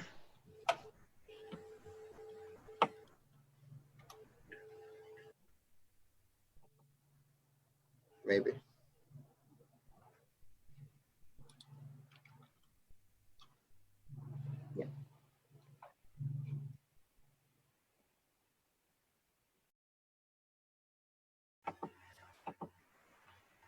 And the RSF is Reporters Without Borders. Yeah, and they've made a statement concerning Julian's health. And that should be up here. And again, another agreement with Nils Meltzer, and that there has been inhumane treatment, and I'm not sure how many groups have to agree on that Julian Assange is being psychologically tortured before the corporate media and these countries start believing it and start being held accountable. Clearly we got to get more. But I'm sorry, did we talk about the doctor's latest letter from a few days ago? The doctors group wrote another letter to the UK government. This is now the fourth letter. The first two were to the UK government. And then the third one was to the Australian government, asking them to intervene in this situation. They've just issued now a fourth one, basically reiterating the fact that Julian has been subjected to torture, and they are calling upon UK authorities and those with the power to do so to ensure that he is taken to a university hospital. So that's just an update. And again, follow that group on Twitter at doctors4Assange. You can see Nils Melzer's hand in the majority of these politicians coming forward, doctors coming forward, lawyers coming forward. I honestly believe that Nils Melzer's interview finally got Amnesty International over the hump to the point to where they released it. I don't know if they're going to go much further with that. I hope so. I had heard something about the ACLU as well. They have issued a statement. They did issue a statement. I'm not exactly sure what it says or how in depth. It may even be like a letter, but they've shown their support. So basically, the lone holdout at this point is the Press Freedom Foundation. Right. Well, didn't the Press Freedom Foundation allow Courage Foundation to host an event there for Julian recently too? Didn't that happen in DC? Or am I thinking of the wrong? That was the National Press Club. Okay, I was thinking of the wrong thing. I'm sorry. Yeah, they just used their venue at the National Press Club. Oh yeah, I actually, guys, I think that they're all, well, I think they may be planning some more, I'm not sure, but go to these Courage Foundation events to bring awareness to Julian Assange's case. They're fascinating. They really are. I mean, I went to 2 of them, and both times I learned very different information. They had 2 journalists that were on the panel just in New York. And I also got to meet Laura Genovese. She's so sweet. I got to meet her. That was awesome. And that goes back to Christy's point of when you get to meet people who you work with and people who are passionate about these issues in real life, it's really special. But yes, I encourage everybody to go to these events and also follow the Courage Foundation on Twitter. They do great work helping whistleblowers fight their legal cases. You could follow them at Courage Found. And you could also watch these events. If you are interested in watching them, you can catch them on Courage Foundation's YouTube channel. And we have been working with Courage Foundation. We are hoping weather allotted to display some of the We Are Millions photos while we're in DC, and also weather permitting to have our own photo booth to allow people to do their own photos holding the signs of the We Are Millions campaign. So we're really proud to bring that, and we're hoping for good weather so that we can pull that one off too. It looks like it might be a false spring, which means we might get some cherry blossoms, and we might get rained on. I'm gonna miss you guys. I wish I could be there to meet all of you, but you're gonna miss meeting Jason. We might have to just Jason Burmis is going to come down. I know. I feel bad. I won't get to meet you guys, but I'll get to meet so many others in the UK, and I'm really excited about that. And we have some awesome interviews. We will be covering imperialism on trial on Tuesday. I'm doing interviews after that, which is very exciting. Did we get permission to broadcast imperialism on trial? What? Did we get permission to broadcast imperialism on trial for them? So that is taken care of, I think, because that'll be fine. I'm not really worried about the broadcast. Well, I mean, it would be really cool to broadcast it, but I'm more concerned with getting interviews afterwards, because I think it's going to be broadcast anyways. And then also too, I'm not sure if my phone can handle that for like 3 hours. They typically do stream those events, I believe. So yeah. All right, guys. Do we have any other event? What's that? Who's putting on the event? It's Greg Sharkey has done a series of imperialism on trial events in the UK. Okay. Do we have any other news? Foundation streams theirs. Yeah. Don't forget, the United Kingdom has rolled out facial recognition with the Metro Police Department. Fuck the Metro Police Department and fuck facial recognition. Work in your communities to get facial recognition banned. It's happened multiple times already across the US and around the world. Completely achievable, super simple thing. You can get UV makeup, you can wear face masks, you can put cool little fancy triangle paints all over your face and other stuff to avoid facial recognition programs. Bring an umbrella. According to the UK police, if you try to obscure yourself from facial recognition technology, it doesn't flag you. It probably flags you. So just be careful. Yeah, we have a bunch of events coming up if I can give those some shout outs. Yeah, so there are going to be events all over the world starting on Saturday with the London event and the march to the Parliament Square. Roger Waters is going to be there. There is a very big list for cities that are holding events on February 24th. I don't know if we want to read all those, but we most certainly can. I'll rattle off just the city names. I won't do like locations. Okay, yeah, you can follow Unity for Jane, Candles for Assange for a complete list and constant updates on events as we're getting fed into them on Twitter. Yeah, so we have London, Auckland, Wellington, Brisbane, Sydney, Hobart, Nowra, Melbourne, Adelaide, Seoul, Athens, I can't pronounce that, and somewhere in Slovenia, Nice, Vienna, Amsterdam, Bern, Brussels, a second London event, Dublin. There's an event going on in Denver. There's New York City. There's Scotland, Washington, D.C., San Francisco, Mexico, and 2 separate events in Mexico City. We're coordinating behind the scenes with a couple different organizers for these events. So that way, as their events go live around the world, we can go live and show them to you.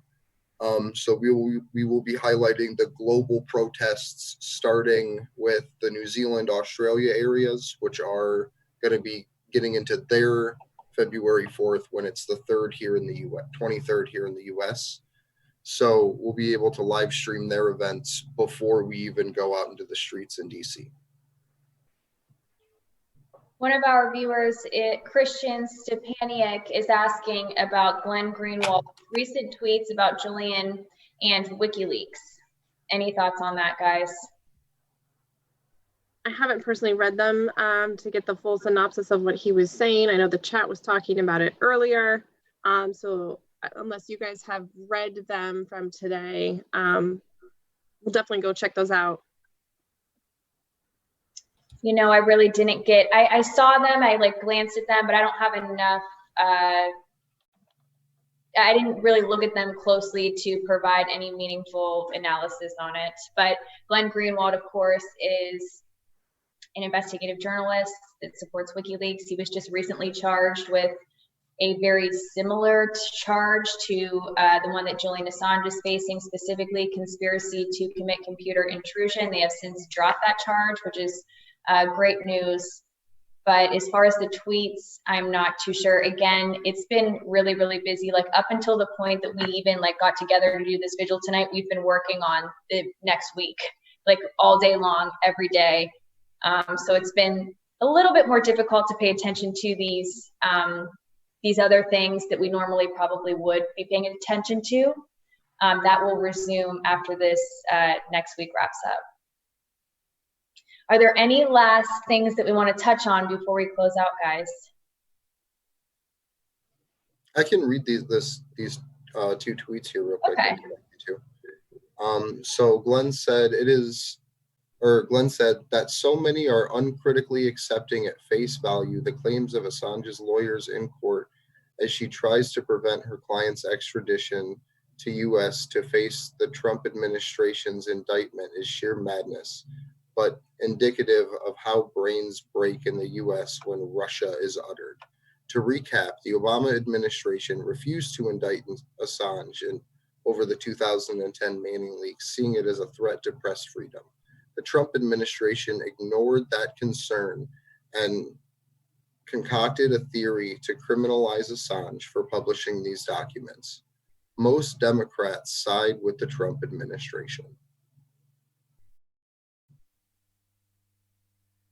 Well, I think he's totally right. Most Democrats do side with the Trump administration. Again, like we've said many times on the vigil, when they have the perfect opportunity to stand up to Trump, who they claim to disagree with on just about everything, and especially when they've been highly critical of his commenting about CNN being fake news and his assault on the free press, when they have the chance to actually stand up to that, they choose not to. So that tells you a lot about them. It tells you a lot about these establishment Democrats who are really just Republicans.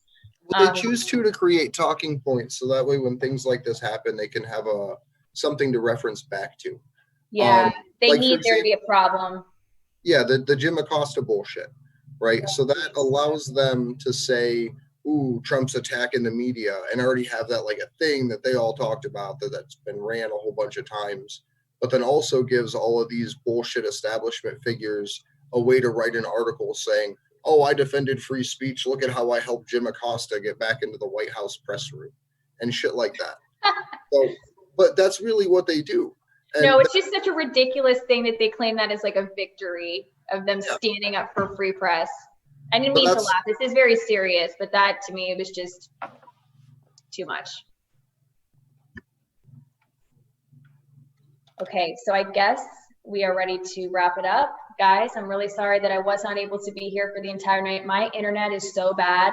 I don't know what's wrong. Like, I am on a different laptop right now on the same internet, and it's fine, but it won't work on mine. It's very frustrating. I'll figure that out before our next vigil so that doesn't happen again.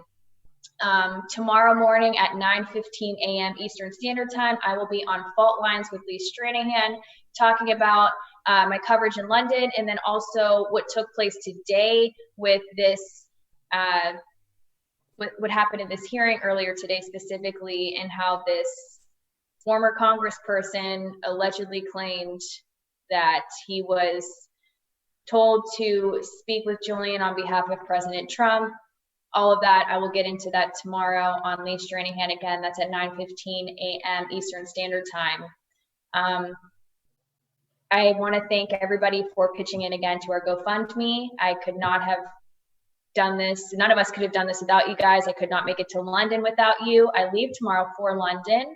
I get there Friday morning very, very early. So I will let everybody know once I get there on Twitter.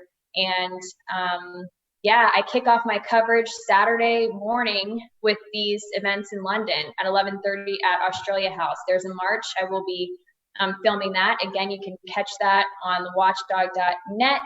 And then also my YouTube channel, which I will put in the link, or I'll link it. Okay, I can't link it. It's Taylor Hudak Live, and I will try to get that out to you guys. Again, it's with the MCSC network. But we will be doing live streams in the evening. Again, that's London time. Tarek and I will be doing that. We will have some guests on, some really, really awesome guests. You guys are going to want to tune into this. It'll be afternoon your time in the US. And then later in the evening, I will be also doing an interview with Graham Elwood just to recap the day. Maybe a live stream, depends if our internet connection works, but if not, I'll be doing a pre-recorded video with him on his channel. And then I may be streaming on his channel as well, but I'm not 100% sure, but that's something that we are looking into. I'm sure if you follow him, which I know all of you guys do, he will give you some more details on that. So again, thank you all for helping make this happen. I know this was a really long wrap up, but there was a lot I wanted to say to let you guys know of. And I look forward to covering this full extradition hearing. And I am hopeful that everything is going to come out on the side of justice. My name's Andrew Smith. You can follow me on Twitter at Andrew Zigman. When you go on Lee's show, when you go on Fault Lines, make sure you ask that if the three of us or one of us every day or something can come in the studio live in the mornings to do like a recap of the day before and what's planned the day ahead. I think that would be really cool if you could ask him about that. Yes, I will. Awesome. I will. But yeah, thank you to everybody for watching. My name is Christy Doff. You can follow me on Twitter at Christy Doff. I'm a regular contributor also on the YouTube channel D Pierce SSC. And just this week, Doc Rolu and I, we unveiled the overwritten report. The first episode is there, so you can go to his YouTube channel and subscribe and watch that there. We will see you in DC, and we are looking forward to meeting many of you in person. I was muted. Big thank you to Eric Jackman for coming on to the show tonight. I had a great time talking to that guy. I would hope he comes back. Thanks to Mohammed Almazi for providing the clips of his interviews, which are fascinating. You should go and read his work and see all of the interviews that he's posted on his Twitter page. My name is Steve Poikinen. I host a show called Slow News Day. You can find it here on the YouTubes at Slow News Day Podcast. Type it in the search bar. It's like a Tribe Called Quest. You got to do the whole thing. I do not use mainstream material as the baseline for my content. I go out of my way to use independent sources. If I can find the journalists who write the material that I source, I have them on as guests. I'm on Twitter at Slow News Day Show. I cannot wait to meet some of you. Hopefully, a lot of you come to DC. We're going to make an impact, and I look forward to that. Thank you all for being here. Thank everybody that donated to GoFundMe. You guys are freaking incredible. Yeah, we love you. We'll see you next time. Good luck to us all.